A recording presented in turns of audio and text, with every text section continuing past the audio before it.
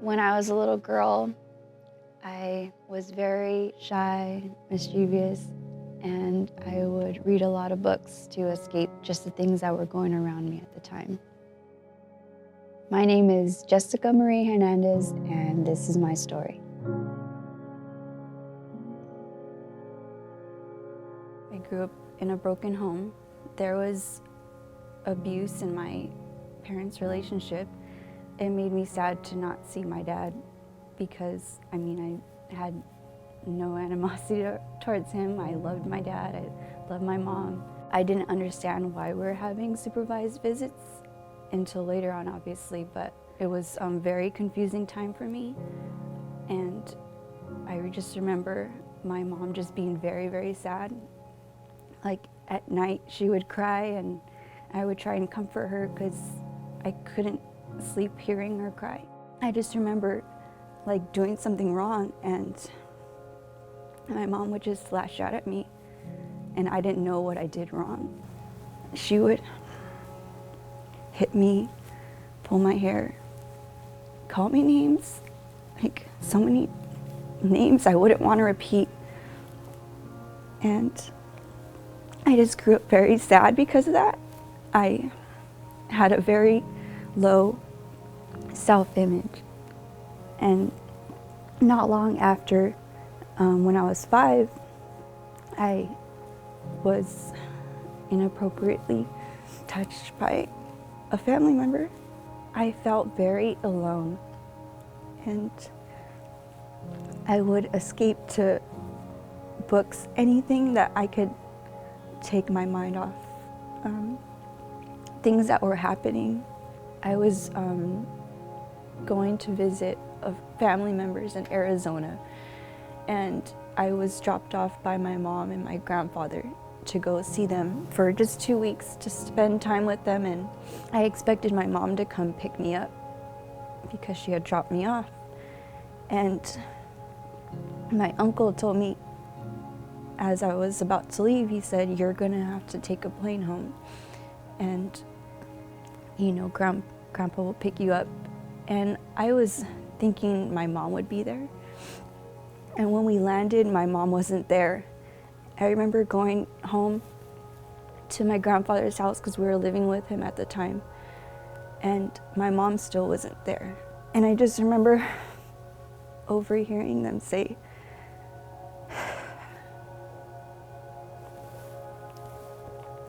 that she attempted suicide. And being 11, I didn't know what that was. I immediately looked up the word suicide in my children's dictionary at the time, just by sounding out the word. And when I read what it said, many times before my mom would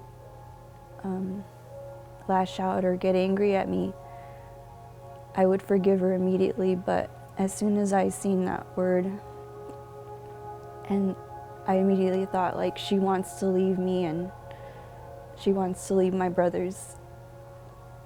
And I got angry. Like, I didn't understand what she was going through.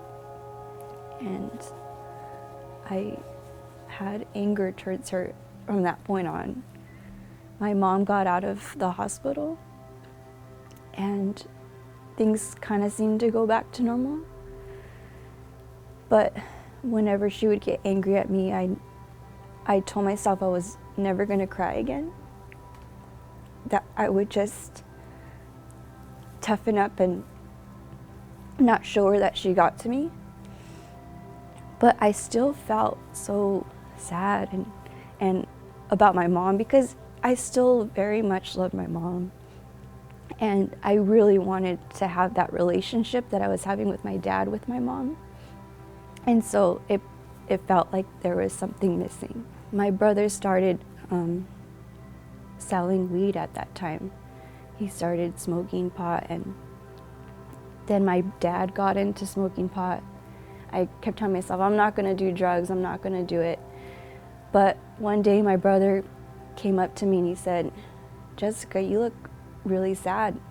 If you smoke this pot, you're gonna be happy. In that moment, I just thought, wow, I would really love to be happy. And so I started smoking pot. Shortly after, like within 2 months, I started drinking. And I just remember feeling like this numbness. I couldn't remember any pain. I just thought it was a great experience because I just wanted to forget.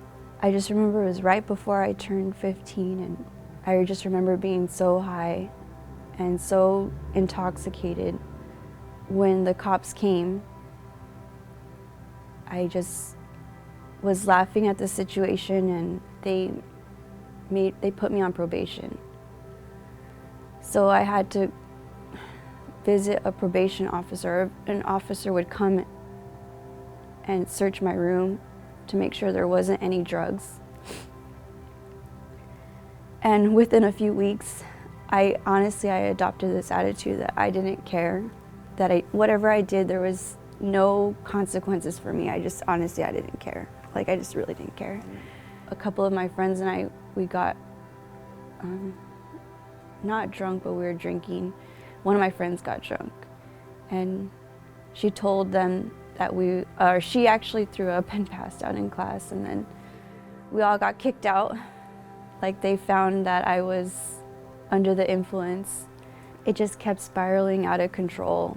Like, from getting kicked out of school, I just started experimenting with other drugs, meth, cocaine, shrooms, pills, different pills. And it was just so bad. And then I just remember having this friend that her grandmother had told me, if you want to hang out with her on a Wednesday night, you're going to have to come to church. I would go to church with her just to hang out with her, but we would get high in the bathroom, or we'd get high before coming to church. And so I never really got the message of Jesus.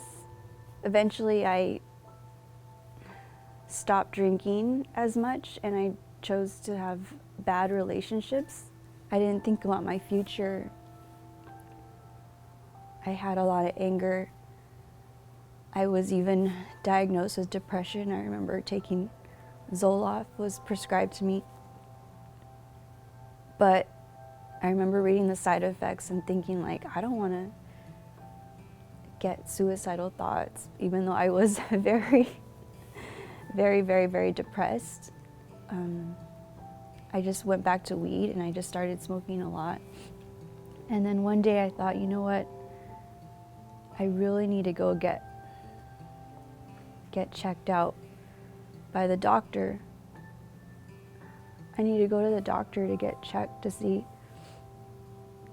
if I have any STDs. So I went, I got my test.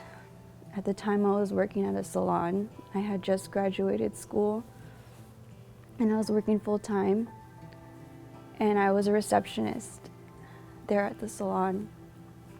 And I remember the phone rang, I picked it up, and they asked for me. And I said, "This is she." And the doctor said, "Your test came back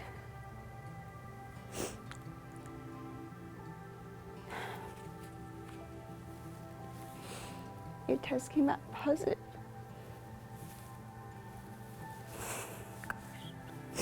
Okay.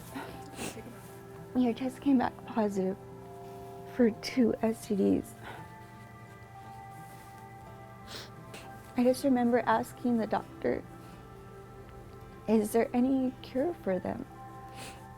And she said, "For one, yes. The other one, you need to come in. And we're scheduling you an appointment for February 14th. And it was just after my 19th birthday. The doctor explained to me that I had precancerous cells on my cervix, and that I was high risk for cervical cancer, that I needed to come in every 6 months from now on. And I was very, very accepting of the outcome. I thought man, I deserve this. It doesn't matter. My life doesn't matter. So I just remember working at the salon, and there was a man there that he was a very kind man, and he was a Christian. And he just said, "Jessica, you should come to church." And I said, "You know what? I think I will. Maybe God will hear me if I go to church." I got invited to Greg Laurie's Harvest Conference.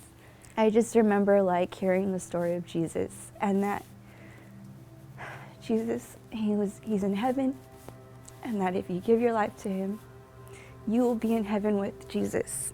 And I just remember wanting that. I just thought, you know what? I'm gonna die anyways, so I wanna go with Jesus. And he asked everyone to come and give their lives to the Lord on the field. And I just remember walking onto that field and giving my life to Jesus, and I just immediately felt like, wow, I'm gonna be with Jesus. I'm gonna be with him. After that, I remember very clearly driving home from work from one day thinking, wow, something extraordinary is gonna happen. But I couldn't pinpoint because I thought, I'm gonna die and I'm gonna be with Jesus. And I was like, is that it? You know, I just remember feeling so light and so free. One day, one of my friends that I had gotten high with, he called me and he said, hey Jess, are you free this Saturday to have to go to church? And I said, you know what, yes, I am free, because at the time I had no church. I had just given my life to the Lord, and I just went about my life, and that was it. And so when he asked me to come, I was like, sure. And so I went to church, and I just remember feeling like I was home. And I just couldn't get enough. I just kept coming every service. God had answered my prayer. And again, not in the way I thought, but that he gave me a new life, and that the old Jessica is dead. And I just remember all that shame that I had once felt. Like, I was like, I don't need to hold on to that anymore. Like, she's gone. That Jessica is gone. I was given a second chance, and that God wasn't holding my old self against me. At the time, I was still going to the doctors and being told that I had precancerous cells on my cervix, and the news didn't get any better. It was hard for me to accept God's love, because I had still held on a little bit of that shame, a little bit of that, those feelings that I had towards myself. And then God told me, you're having a hard time accepting my love because you haven't forgiven yourself. I just thought, oh my gosh, like, I haven't forgiven myself. I made a list to forgive all these people, and I hadn't forgiven myself. This whole time I was still accepting of dying to cancer. I thought, you know what? I need to forgive myself. God, help me to forgive myself. And I just remember, like, within a week, I think my appointment was, and I had gone to the doctor. After being examined, they said, you no longer have the precancerous cells on your cervix, and your lab work came back normal. And I was in shock. Like, I was just like, really? Like, that happened? And then I just remember driving home and just breaking down and crying, because I was like, God, like, you really have, like, healed me. You have really forgiven me, and you really love me. Like, because it was just so tangible in that moment. Like, I just felt his love. I was the only one saved in my family at the time, so I would just really lean on him. And I was just so thankful for his love, because I finally felt loved for the first time in my life. And I just remember going to church, and I was just like, God, I'm going to devote all my life to you. And I already had stopped doing drugs, like, right after getting saved. And this is like about 2 years after getting saved when I got my healing from the precancerous cells. And I remember telling God, I'm not gonna date, I'm just gonna become a nun. Every year, God, I'm not gonna date for a year. And I did that for 3 years. And then the fourth year I said, you know what, I'm not gonna make an oath anymore. I'm just gonna, you already know my heart, you already know I don't wanna date. 4 years later of like making that oath to God and like being saved for 4 years, a man of God prayed over me and he said, God is gonna bring a man of God into your life and you're gonna do ministry together. And it's so crazy that he prophesied that over me because I was just like, I'm never gonna date. I'm gonna be single.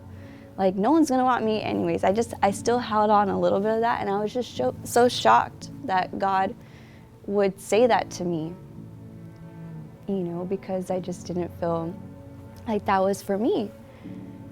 And I just remember like a year to the date, almost a year, like a little over a year, I met my husband, and it was just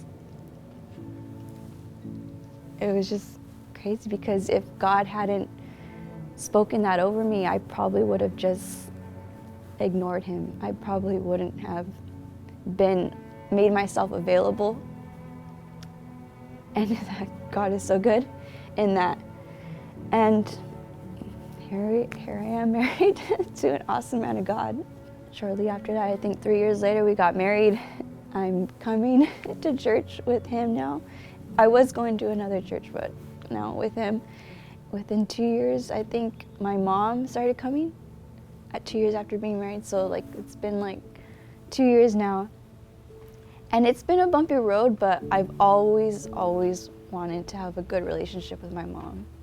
Like, God has helped me to forgive my mom, even though it's painful to talk about the things of the past. Today, my mom is saved, she's coming to church. God has restored our relationship, and I am truly, truly grateful that he is so powerful and so loving.